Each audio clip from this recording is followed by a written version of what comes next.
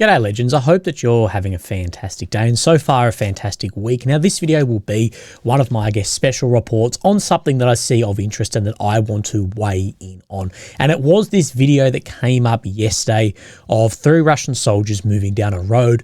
One is then struck and then the soldier behind him then takes the life of then the wounded soldier. And I want to weigh in on this and I want to talk about this. Now, I'm not going to justify any of this, but what I want to do is try and add some context in a realistic sense of what the front line is like, what is happening, and also what the laws of armed conflict actually say.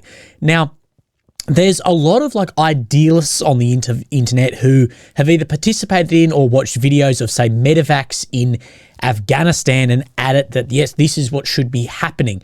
This was a war against dudes in dresses and sandals, and they're drawing on either what they experienced or what they have seen, but that just is not relevant here. Not to take away from anyone's service, but that is not relevant here. When you had complete overmatch, dominance of the sky, you had overmatch in every single aspect, but time, it's not then relevant. If you listen to any interviews with anyone about on the front, what's happening, medevac basically does not exist. And you can see many times a day, you'll see videos of people, stretcher bearers, getting hit by drones. And as well as maybe they'll try and bring a vehicle forward to bring someone out at night, but that is definitely not guaranteed. But I want to speak about some other situations we see all the time and how this may affect how soldiers on the front line are acting and how it's probably brought about situations like this. We also need to talk about laws to combat, laws of armed conflict, especially out of action due to injury. Now, I'm not going to show you the video. You'll be able to find it if you'd like. I'll think about putting it on the Telegram, but okay, so these 3 soldiers moving down here. Now, it is worth pointing out that this guy in the middle, the one hit by the drone, is unarmed. Now, it's just worth pointing out. Does that mean that he's not a combatant? No, but it's just worth pointing out. Now, he's then struck by a drone. He's injured on the ground, and very quickly, this guy behind him, as he approaches him, the guy's pointing then towards his head, and he then shoots him on the ground, killing him, finishing him off, so to speak. Now, the first thing I want to speak about is actually where this was when I speak about that medevac. So this is Robotny down here. Now, this is actually geolocated to right up here. Now, let's actually have a look on Ukraine's map at where this location is. So you see this dogleg turnout, this sort of double dogleg in the road, that they're just before this then second dogleg. So you can see how far from where Ukraine says the Russian line is that these guys are operating at this point in time, some 2.5 kilometers. Let me get that in miles for my Yanks out there. I know it's not going to say it. I'll put it on the screen behind the line, and that is a hell of a long way. Hey guys, I just wanted to jump in and raise a few points that have been made. Now, I probably analysed this situation far too maybe psychologically, philosophically, rather than actually analyse the clip itself, and I probably took it at a little bit too much face value, but luckily I've got time to edit this in before the video goes live. Now, this was actually brought to my attention from someone who he himself is actually in Ukraine fighting for Ukraine, and he has questioned himself the authenticity of what we're seeing in the video versus what is actually being said. He said himself it actually looks like to him a prisoner being transported. I'll show you the messages between him and I then at the end of this little clip. And this would explain the lack of firearm, and it would explain why he's in the middle. You'd never have the prisoner at the end for obvious reasons. You'd never have them at the start for other reasons. You're unarmed at the beginning of then a packet of 3. Now, it may also explain why the shooter then had no hesitation in shooting him. It also may give a better idea as to why in this location. I'll show you on the map where then this has been geolocated. Now, on the other hand, it could maybe be a crew member of a vehicle, and this could explain why he hasn't got a long gun on him. One thing we know for sure is the gear on the middle guy, the camouflage, other bits and pieces, is clearly then Russian. Now, people also are questioning just the authenticity of the video itself. Could it be some part of a campaign to demoralize or dehumanize as well? Now, as for who is who and whose drone is who, I don't know. Without insignia, it is hard to know. But from this video, my primary message I was trying to get across was to use this as an example for other actions of what we're seeing on the line. Maybe this wasn't the greatest example, but I think it still holds up of what I'm trying to say. So let's get into these messages. Now, this was his first one here. Now, obviously, prisoners isn't ideal, but transporting injured prisoners in this war with the FPV issue is it's next to impossible to move in the middle of the day when you're not in an urban environment. People do it, and a lot of people die. So honestly, I can't tell who is who here. To me, it looks like a Russian prisoner, but when neither side is wearing their official uniforms or arm markings, it's hard to tell. It could be a Ukrainian or Russian FPV. If you and me can't tell who is who at this Mavic footage, I can guarantee you we aren't able to tell from our FPV goggles. Usually we get in a position, we plan out the route, and we fly there. Once we know we are past friendly positions into enemy territory, it's fair game. And this continues. He says, the story that reported that it was Russians shooting their injured comrade, it's possible, but to me it looks like a fake story. And either a Russian or Ukrainian prisoner they were transporting after injured. So look, I'll let you guys fight out in the comments of who was who, whose drone is what. The part I'm trying to get across in this message is with no accountability of all these actions we're seeing and people not being then able to become a prisoner and surrender, then it breeds a culture around either taking their own lives or having someone take it for them when the whole part about halls to combat or surrender is not upheld. On the very same day that this video was then trending, this video was then trending here. This Russian bloke, currently unarmed, he has a tourniquet around his arm, no body armor, no helmet on, and to what I can see, he's either praying for, begging for mercy, or surrendering. It's not this, but at this point in time, he's injured, unarmed. This would meet, by my experience, my training in these areas, this would meet hors de combat, that you are out of action due to injury, and then the drone then strikes, then killing him.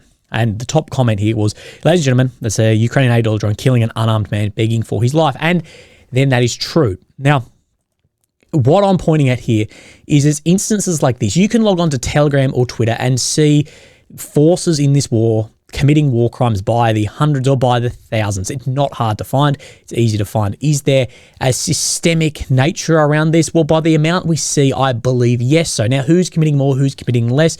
Well, you can go into that dick measuring contest if you want. You can also point that, well, this wouldn't be happening if the Russians were never there. Regardless, the soldiers are still protected under this, and you can surrender to a drone. So the reason I bring this one up as an example is similar to like this.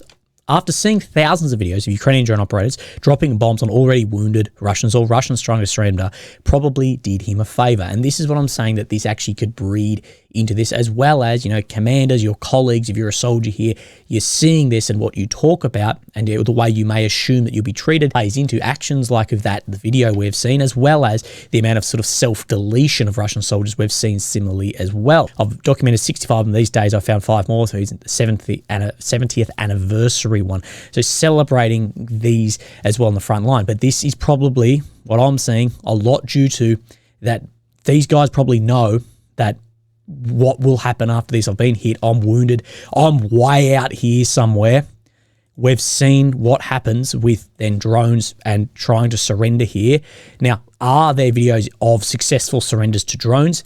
Yes. Are there videos of PWs being taken? Yes. Are there horrific videos of POWs on the other side who are, of course, protected as well, being executed horribly against all of that? Absolutely bloody yes, there's plenty of it. Although I will say the footage released day to day of drones then striking either out of combat or surrendering soldiers is significantly more on the Ukrainian side, at least published that I see online, and then also being further celebrated. Now, can you surrender to a drone? Is this strike, if someone puts their hands up by a drone, a war crime? Now, not only am I, you know, not someone on Twitter talking blah, blah, blah. I hit up an international criminal lawyer who does exactly this, who has spent months in Ukraine investigating Russian war crimes. I asked him specifically about these. If you'd like to watch that video, go and watch it. But short answer is yes, someone to a drone can put your hands up, you can surrender. Hors de combat, being injured is still relevant, but there's no one there to take them. Well, that's not an excuse. And Ukraine sort of shot themselves in the foot with this because Ukraine's I Want to Live program successfully had Russians surrender 2 drones and come then forward and be taken officially as prisoner, has then shown, as he said, an example of that then taking place. Therefore, you've proven that you can do it. Therefore, then you sort of shoot yourself in the foot by then doing this. Now, what do I think about war crimes? Well, the amount of war crimes we're seeing committed in the Middle East right now, this war here, I don't believe that anyone will really ever be held to account of this, as depending on, I guess, who wins at the end of the day, if there will be a winner in this. But I want to look at sort of this conversation that took place here, and this was in relation to this video with the guy with the tourniquet on his arm. No doubt, Russians invaded Ukraine and commit war crimes systemically. And surely, Ukrainians not only have the right, but also the duty to defend themselves. Yet, in this case, I'm wondering if there was a way to take him prisoner. He had surrendered and begged for mercy. This guy here goes, you can't surrender to a drone, which is, by international criminal lawyer, untrue. Ukrainians are maybe a few kilometres away. Should they let him go? Where would he go? To the Russians or the Ukrainians? Well, at this point, if you surrender to a drone, which we know can happen, then if it starts moving back, re-participate or go to participate again, yes, then it can happen. But if you, as a surrendering soldier, you also have ways you need to act as well before you're acting in perfidy, and we've seen this as well. But can it happen? Absolutely it can. So I do believe that in this, we will see more of this because, and I say this as well, that if I was a soldier on the front line here, God, I would not, on either side, I was about to be taken prisoner, if you're getting overrun and or injured in the drone, God, I don't know what deal I'd have with the guys around me as well. And, you don't know the events leading up to this. You don't know if there was agreements. It is pretty cold-hearted. This guy doesn't think twice, walks up, bang. But as well, it might be, look, if one of us goes down here, do it, because 2 guys isn't enough to carry out a couple of kilometers here. We're not exactly sure where the Russian front line actually sits here. There's not going to be a fucking chopper come up here, most likely not a vehicle. So you don't know what agreements have happened there. And we've seen cases of this before. This was a British SAS soldier investigated for killing an Iraq war soldier. And what happened in this case was an Iraqi soldier who had been disemboweled, horrifically wounded, likely wouldn't have survived. And then the mercy killing took place there as well. So we have seen examples of this before. But what I'm saying in this is we're probably going to see more of this as the war goes on and the war becomes more bloody, and seeing things like the inability to surrender and that then being upheld. And I'm saying on completely both sides of this, we're seeing it bloody everywhere with no repercussions. If a Russian does it to a Ukrainian, there's no repercussions on that side. If Ukrainian does it to a Russian, there's no repercussions there either. It's only policed from the other side to soldiers, not self-policed, which is a huge problem. It's a massive problem and should be, policed there, but it's not being at all. But we may actually see more of this. And like I spoke about, God, if I was in that situation, I don't know if I'd have an agreement with those guys either. But legends, I just wanted to weigh on this and see how I think it. Because speaking that, well, the medivac, what medivac? We know for the guys operating in here, no matter the uniform, there's not reasonable medivac. There's not even reasonable medical time to get out. This is a war where there's drones everywhere. There's ISA everywhere. There's striking of everything. You're not flying in a Black Hawk and PJs jump out, dusting off, and you're good to go. But that's not how war of attrition like this then actually works. And we need to be realistic about if we ever roll into a large-scale war like this, it's not going to look like Afghan. It's going to still look like this for our own lads as well once that war settles into an attritional aspect, if you can't outmaneuver that side in the first few months. Anyway, I just thought I'd weigh in on this because it was keeping me up thinking about it. Anyway, legends, look after yourselves. I hope you have a fantastic day. Speak to you tomorrow. Thank you. Bye-bye.